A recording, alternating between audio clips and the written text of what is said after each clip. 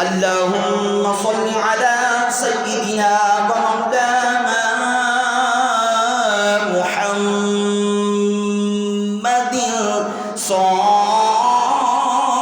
صاحب التاج والمعراج والبراق والعلم دافع البلاء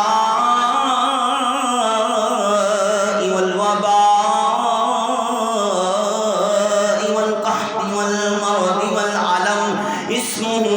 مكتوب مرفوع مشفوع منقوش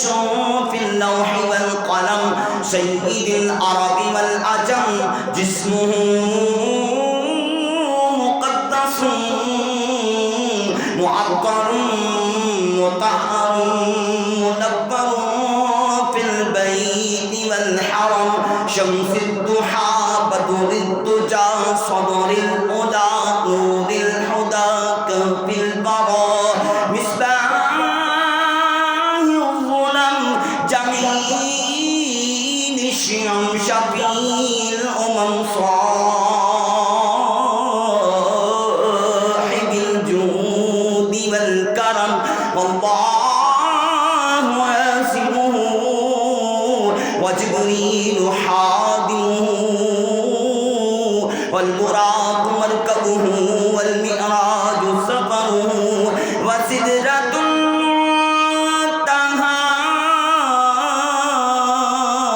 المنتهى مقامه وقاب قوسين مطلوبه والمطلوب مقصوده والمقصود موجوده سيد المرسلين حاتم النبيين شفيع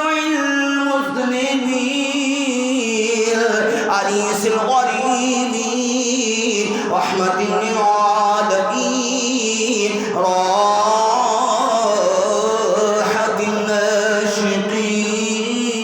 الناشقين مراد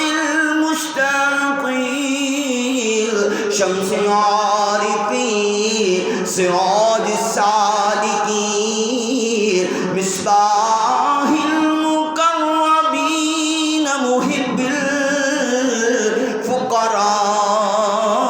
الفقراء والغرباء واليتامى والمساكين سيد الثقلين نبي الحرمين إمام القبلتين وسيلتنا في الدارين صاحب قاب قوسين محبوب رب المشرقين ورب المغربين جد الحسن والحسين مولانا ومولى الثقلين أبي القاسم محمد صلى الله تعالى عليه وآله وسلم ابن عبد الله نور من نور الله نور من نور الله نور من نور الله يا أيها المشتاقون بنور جماله بلغ الهدى بكماله كشف الدجى بجماله حسنت جميع خصاله صلوا عليه وآله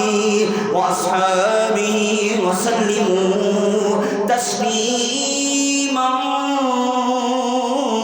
كثيرا كثيرا